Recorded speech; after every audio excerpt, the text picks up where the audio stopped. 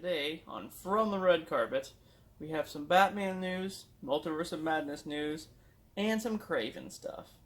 Oh, and a Halloween Ends update. So, let's dive right in. So, a couple of weeks back, I talked about the origin of Paul Dano's Riddler and the Batman. Well, today, I'm going to talk a bit about Pattinson's Bruce Wayne. We know this film will act as a year two of sorts for Batman, with him still being fairly new to crime fighting. A novel has come out, which serves as a prequel to Matt Reeves' film, and the novel basically talks about how Bruce constantly changed majors in college, and would then change colleges to attend the top school in that subject. Also that he didn't only attend US colleges, but in different countries as well.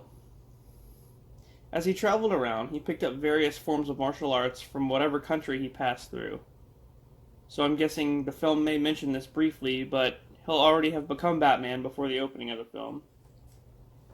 As I've mentioned before, this film has already spawned a Gordon spin-off, as well as one for Colin Farrell's Penguin. The movie's already set up for a sequel and will be a trilogy, according to Matt Reeves. But he has no intention to rush. Barry Keoghan is rumored to appear in a post-credits scene as the Joker, or maybe someone who will become the Joker later on. But recently, it's been revealed that his credited role for the film will be titled Unseen Arkham Prisoner, whatever that means. And the film is said to have another villain lurking about, which is believed to be the Court of Owls. A lot of fans are dying to see them be brought to the big screen, as they pretty much run Gotham from behind the scenes.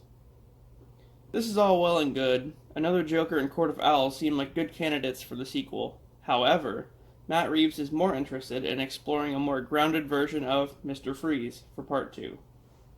There's little to no confirmation for this, but fans have already started saying who they could see play the villain. Mark Strong, Juan Carlo Esposito, just to name a few. As I would love to see the Joker and Court of Owls, they may be saved for Part 3, with Mr. Freeze making a chilling appearance in the sequel. Let's check out our quick trailer for the film. I hope you're listening, Bruce Wayne. I'm just here to unmask the truth. The mayor, the commissioner, murdered. The Riddler's latest. It's all about the Waynes. Bruce, Gotham needs you to answer for the sins of your father. What have you done? He will go. What have you done? You'll see.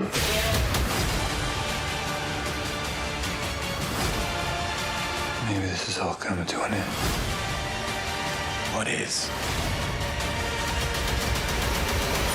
The Batman. I got you!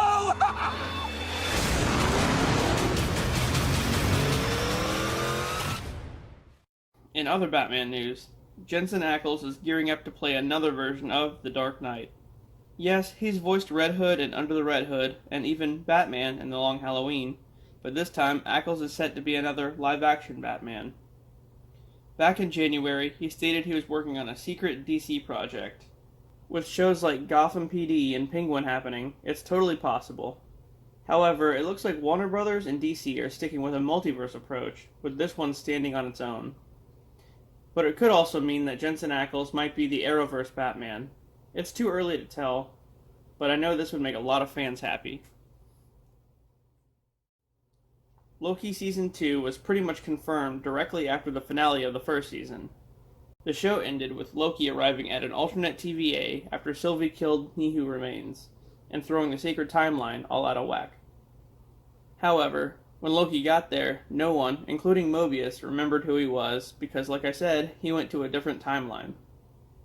This one was dominated by King the Conqueror, a variant of He Who Remains, bent on total domination of all timelines. The directors of Moon Knight, Justin Benson and Aaron Moorhead, have signed on to direct most of the episodes for Loki Season 2. We'll see the return of Sylvie, a new fan favorite, as well as Renslayer, Mobius, and Kid Loki in the series. And of course, Loki himself, but I figured that went without saying. Speaking of upcoming MCU projects, Multiverse of Madness is right around the corner and will probably even be more insane than Endgame was. New shots from the trailer show us a zombie-looking Wanda. Well, She may not be a zombie, just really, really possessed. Oh, and I solved that whole mystery of who this is. So it's been under debate for quite a while, with some fans saying that it's Superior Iron Man, and some saying it's Captain Marvel. Well, it's Captain Marvel. But it's not Monica Rambeau, like I said previously. I kinda dropped the ball with that news. But I did say a while back that Monica Rambeau would be part of the Illuminati as Captain Marvel. Alas, it's actually her mother, Maria Rambeau. Sorry, you know how this multiverse stuff goes. What can you do? So yeah, this is definitely Maria Rambeau.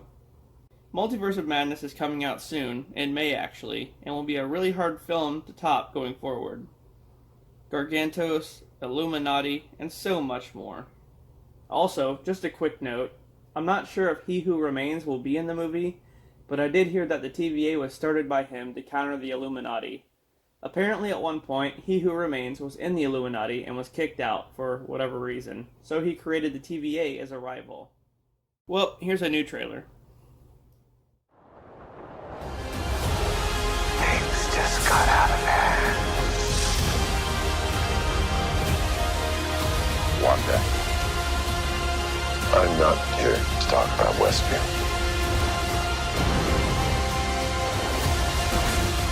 You can't control everything. We should tell him the truth.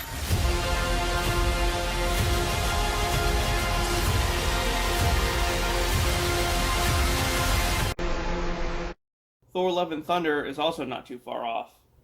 In the movie, Jane Foster will take over the mantle of the Mighty Thor as her and Thor take on a new threat in that of Gorr the God Butcher, played by Christian Bale. We'll see the return of Korg, as well as most of the Guardians in the film, with Thor back in the best shape of his life thanks to Hemsworth's new role as Hulk Hogan, brother. But yes, Gorr will be a huge threat, especially since he's the one solely responsible for killing that Celestial that became nowhere. In the comics, his sword, the Necro Sword, is literally made out of symbiote, so if they adapt that, I'll just cry. Anyway, here are some decent shots of what Jane and Thor's costumes will look like via some new action figures. Jane's suit is pretty close to the comics, with her Lady Thor costume. And Thor, well, he has a pretty colorful one, although this won't be the only costume he's wearing, because he also has that Eric Masterson one that he wears at some point. And this is another one I can't wait for. Kraven the Hunter is the next solo Spider-Verse movie being put out by Sony, with Aaron Taylor Johnson as Kraven. The film will also feature Chameleon as the main antagonist of the film. And as much as I assume that the guy from Far From Home would be playing him, it's been confirmed that Fred Hinchinger will play the character. And also, Russell Crowe will play their father. In addition to that, actress Taylor Page is being eyed for the role of Calypso, a voodoo priestess and known associate of Kraven. So this film's set to release on January 13th, 2023. Oh, back to some exciting news.